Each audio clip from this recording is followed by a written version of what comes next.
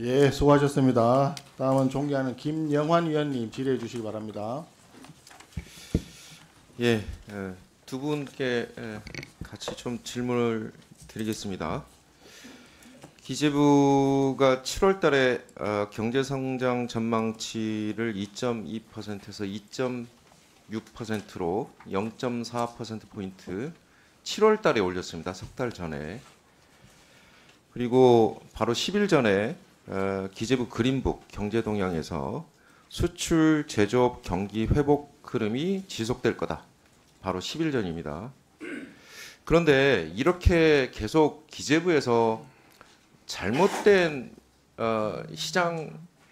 시장에 잘못된 이런 사인들을 계속 보내시면 신뢰가 되겠습니까? 가뜩이나 윤석열 정부의 국민들의 신뢰도가 저하된 상태에서 경제 수장들이 말하는, 그리고 그 경제 대표되는 기재부가 얘기하는 것들이 이런 오류를 범했을 때 시장에서 어떻게 반응을 할까요? 장관님.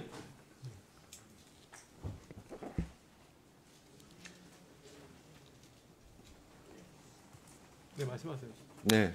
계속 그러면 질문을 할까요? 네, 듣고 있습니다. 네. 알겠습니다. 별로 하실 말씀이 없으실 것 같아요. 제가 보면. 네. 답변을 죄송합니다. 한 말씀만 드리겠습니다. 네.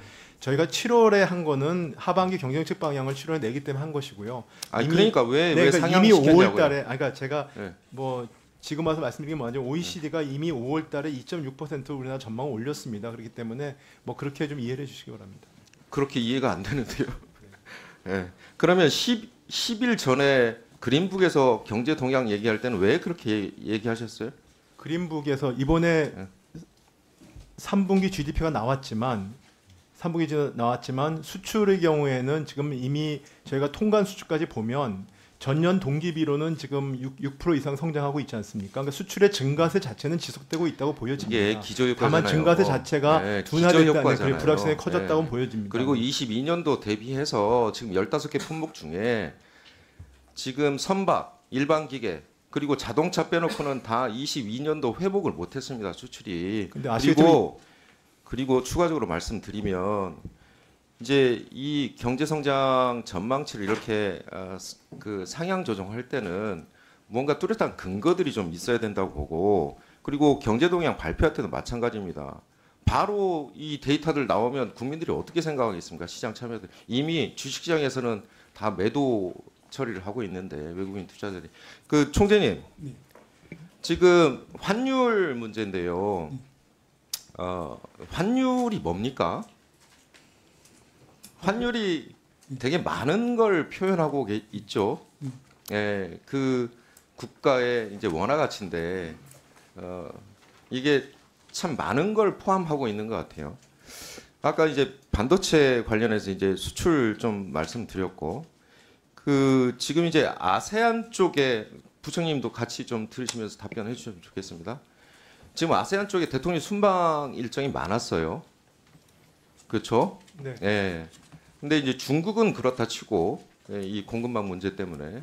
그런데 아세안 쪽은 왜 22년도 대비 40%나 수출이 줄어들었을까요?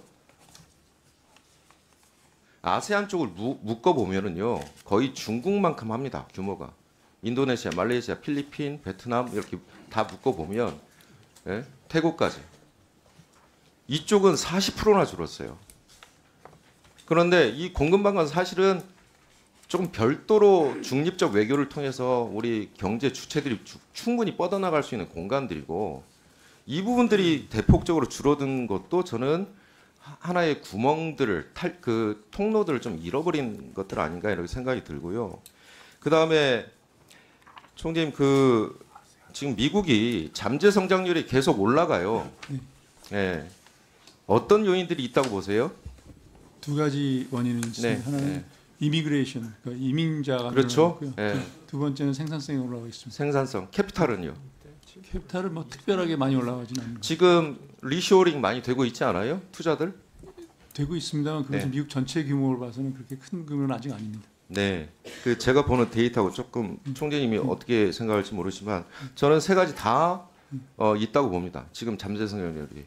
그래서 미국 정부의 적극적인 투자 정책도 그렇고요. 그다음에 리쇼링 정책도 그렇고요. 지금 삼성도 계속 그렇게 투자하고 2차 전지도 계속 투자하는 거 아닙니까? 그렇죠? 그리고 지금 IMF가 2.6%에서 2.8% 포인트, 0.2% 포인트 또 상향 조정했어요. 고용 지표도 좋고요. 지금 경제 성장 경로도 좋아요. 경제 이 침체라는 것을 좀 생각할 수가 없어요. 최초에 금리 인하 했을 때 그때 우려했던 경기 침체는 없는 것으로 생각이 되고요. 근데 우리 환율이 달러 인덱스 대비 좀 튀어요. 이 이유는 어디 있다고 보세요? 여러 요인이 있습니다. 네. 우리 주변에 있는 중국하고 일본의 환율이 낮은 거에 영향을 받고 있고요. 네. 또 최근에는 북한 문제도 영향을 주고 있다고 생각합니다. 그렇죠. 그러니까 지금 근데 엔화도 뭐 약세긴 하지만 전체 달러 인덱스 대비 우리가 좀 튑니다. 이게 다른 요인들이 또 있다고 생각하십니까? 저는 대한민국 경제 체질을 표현하는 것이기도 하다고 봅니다. 예. 환율이 사실은 다양한 요소들을 포함하고 있습니다. 예. 그 통화 가치를 표현하기 때문에요. 그래서 지금 사실은 하반기 그러니까 마지막 이제 4, 4분기 남았는데 내년도도 올해만큼 이상으로 성장할 가능성은 저는 좀 어렵다고 대한민국이 보고요. 그 다음에 수출 지금 그 부분도 좀 꺾이기 시작했고요. 내수, 소비 여타 지표들이 우리 경제 체질이 좋지도 않고요. 그 다음에 재정 정책 믹스를 해달라고 그렇게 요청을 하는데도 부총리께서는 되게 고수하고 있어요. 이 감세 정책이나 이런 부분들에 대해서. 그래서 재정 확대 정책에 대해서는 IMF가 하고 있음에도 불구하고 또 수많은 전문가들이 또 부총리하고는 좀 다른 견해들을 많이 가지고 있는 학자나 전문가들이 또 많이 계세요. 그런 것들에 대해서는 전혀 담을 쌓고 좀 계신 게 아닌가라는 생각이 들어서 그래서 금리 인하와 사실은 재정 정책과 믹스가 되면 한번 변환이 가능할 거다라는 생각이 드는데 부총님하고 총재님 한번 마지막 답변 한번. 네, 한 가지 제가 아세안 수출을 확인해 보니까 지금 24년도로서는 플러스고요. 23년도가 뭐 마이너스 12.6%로 되어 있습니다. 그러니까 아까 40%라는 숫자는 제가 22년도요. 그거는 뭐 그 당시에 베트남의 영향인데 어쨌든 간에 그렇고요. 그다음에 환율 부분은 물론 여기 총재님 계시지만 제가 이번에 미국 출장 가서 무디스를 만나보고 했는데 적어도 우리나라의 어떤 건전성이나 우리나라의 경쟁력이나 이런 부분의 신뢰는 그대로 유지가 되고 있는 걸로 이해를 했고요. 그다음에 재정 정책 부분은 아까도 총재님 말씀하셨지만 저희가 여러 가지 계신 분들이 저희가 뭐 낙관적이라고 말씀하시지만 모든 건 데이터에 저희 근거해서 저희가 전망하고 대응을 하는 겁니다. 그래서 이번에 3분기 GDP가 나왔기 때문에 저희가 좀 더 한번 짚어보고 저희가 필요한 게 있으면은 여러 가지로 뭐 보완할 사항들도 하는데 다만 그게 취약계층 중심으로 해서 아까 타겟티드된 부분에 대한 어떤 그런 노력도 계속 강화하겠습니다.